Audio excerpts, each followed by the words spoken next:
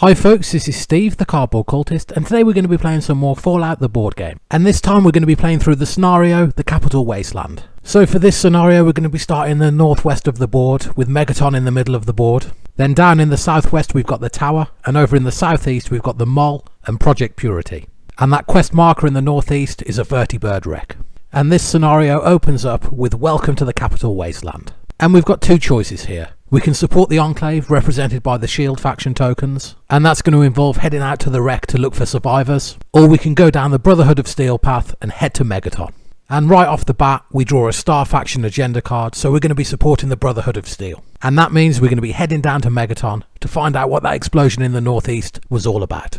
We're playing the Vault Dweller character, who starts with a little bit of armour, and that's going to be really handy because we've already found ourselves in our first combat. Thankfully, it's just a little rad scorpion that we dispatch with ease. And we quickly find our way to Megaton and get that first mission wrapped up. We have found ourselves a shaky lead, but we're going to have to make our way to Vault 84 if we want more answers. Meanwhile though, since we're already taking refuge in a settlement, we're going to spend a little bit of time to investigate some vault rumours. And we're going to handle this the quickest and easiest way we know how. We're going to find someone to sell us some information. The information we receive forces us to leave the relative safety of Megaton and head up to Red Rocket Station. We're having a lot of trouble just getting our mission complete up there at Red Rocket Station. And to make matters worse, there's a few critters out there in the wasteland just waiting to take a chunk out of us. A little bloatfly and a rad scorpion quickly pick up our scent and manage to lay down a surprising amount of damage. Thankfully, we're still standing, but we're going to take a little bit of time to recover. While we're camped out recovering some health, we do manage to wrap up our business at Red Rock Station. Right now, all we really need to do is just keep ourselves safe and slowly make our way over to Vault 84. Now you'd think, being a somewhat sensible wastelander, I'd have realised that Vault 84 was already opened and accessible. In fact, if you look at the map right now, I'm pretty much stood on top of it. But for some stupid reason, I've got it in my head that Vault 84 hasn't been discovered yet. As a result, I'm going to take our Vault Dweller on a magical mystery tour all around the map. In gameplay terms, it's not a huge problem. I probably would have wanted most of these tiles explored before the endgame anyway. But in reality, our Vault Dweller is currently looking for a location he's already discovered. Looking at the positives though, this slightly unnecessary wasteland journey is giving us a good chance to level up and grab some extra equipment. That said, too much time exploring the wasteland is really starting to take an effect on our radiation levels. And with the radiation creeping up the way it is, combat is going to start to get a little bit scary. But for now, we've finally managed to explore the area and we're going to quickly make our way down to Vault 84. And while we're there, we meet a surprisingly friendly super mutant who's going to give us some information if we help him out. We need to make our way down to Vault 109, which is situated down at the bottom of the map. Right now though, we're surrounded by enemies and we really don't have a lot of health to play with.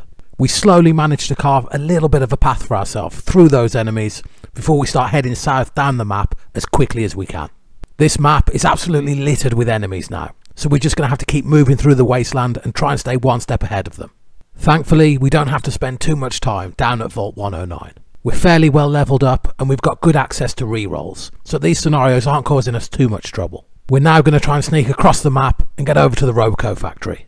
These wasteland robots really pack a punch, so we want to get this mission wrapped up as quickly as possible. You probably just noticed we took another big hit, and right now we're teetering on the brink of death.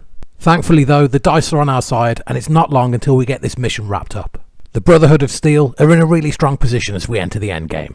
If you noticed, we've just added a quest marker in the southwest corner of the map, and that marker is going to be moving east over to Project Purity.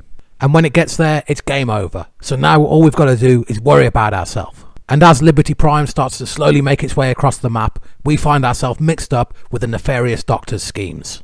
And as I'm sure you're aware, stories that revolve around villainous doctors rarely end well. We quickly find ourselves in possession of an unknown serum, and we've got a few options with what we can do with it. After making a deal with the villainous doctor, we slowly head out to an isolated location in the wasteland. And now, with the serum in our hand, we're faced with two choices. We can try to sneak it into the drinking water of a local settlement, or we can test the serum out on ourselves. How bad could it be? We decide to test the serum out on ourselves.